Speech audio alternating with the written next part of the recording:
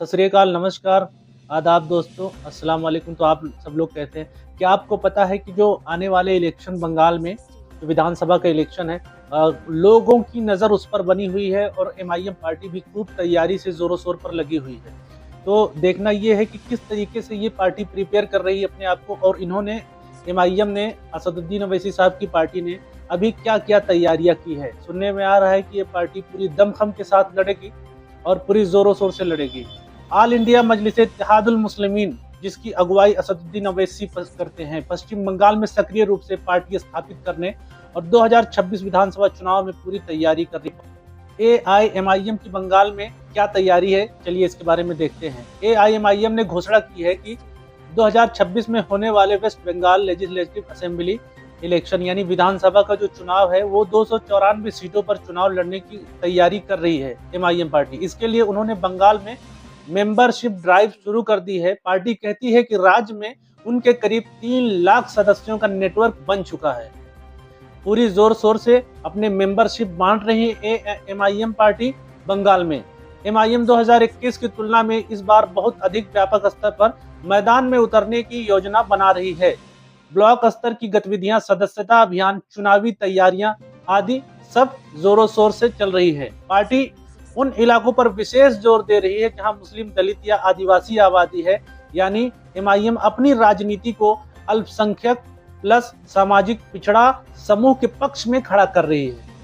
राजनीति परिस्थितियां क्या क्या है, गठबंधन प्रतिक्रिया और चुनौतियां क्या क्या है, चलिए देखते हैं। हालांकि एक पूर्व टीएमसी विधायक हुमायूं कबीर ने कथित रूप से एमआईएम से गठबंधन की बात कही है, लेकिन एमआईएम ने सार्वजनिक रूप से कहा है कि वह हुमायूं कबीर से गठबंधन नहीं करेगी। उन्हें वे बीजेपी से जुड़ा मानते हैं, जो कि हुमायूं कबीर अभी हाल ही में चर्चा का विषय बने हुए हैं बंगाल में।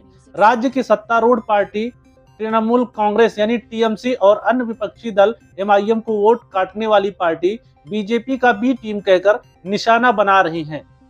उनके कहने का मतलब टीएमसी वगैरह ये चाहती है कि जो मुसलमानों का वोट है वो असदुद्दीन ओवैसी साहब को ना मिल करके बाकी हमको मिले, इसलिए असदुद्दीन ओवैसी साहब को एमआईएम को बीजेपी का बी टीम बता रही हैं।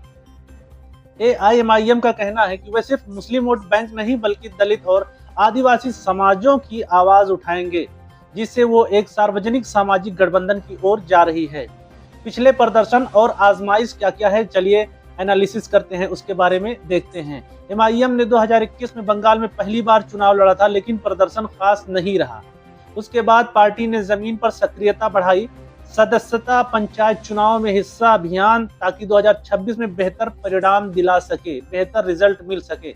पार्टी का कहना है कि बंगाल में मुस्लिम आबादी उनके अनुसार लगभग 40% और अन्य अल्पसंख्यकों की तादाद उन्हें एक मौका देती है, लेकिन इस दावे को विपक्ष और आलोचक चुनौतियों के रूप में देख रहे हैं। चुनौतियां और क्या क्या सवाल हैं, चलिए उसको भी देखते हैं। बंगाल में वोट बंटने यानी वोट कटने की आशंका, अगर एमआईएम और अन्य दलों की वजह से मुस्लिम वोट बटे तो इससे टीएमसी या बीजेपी को फायदा हो सकता है। एमआईएम अभी राज्य में अपना स्थिर वोट बैंक और मजबूत स्थानीय नेतृत्व स्थापित नहीं कर पाया, जबकि राजनीतिक माहौल, क्षेत्रीय समीकरण और जातीय भाषाई राजनीति भी असर डालेगी। जिस तरह बंगाल में धर्म, जात पात और सामाजिक अस्मिताओं पर राजनीति होती है, वह कोशिश कमजोर पड़ सकती है कि एमआईएम अपने एजेंडे को सिर्फ धर्म, भाषा तक सीमित न रखे। सामाजिक आर्थिक विकास आधारित योजनाओं पर भी उसकी पकड़ मजबूत होनी चाहिए। इस तरीके से एमआईएम पूरी कोशिश के साथ बंगाल में इलेक्शन लड़ेगी, जो कि मुसलमान, दलित, पिछड़ा, आदिवासियों को सब मिलाकर उसका वोट खींचने की प्रयास में है और एमआईएम अपनी तैयारी जमीनी स्तर पर काफी कर रही है। तो दोस्तों, सवाल यह है, क्या बंगाल के मुसलमान, दलित, आदिवासी, पिछड़ा इस बार एमआईएम पर, असदुद्दीन ओवैसी साहब की पार्टी पर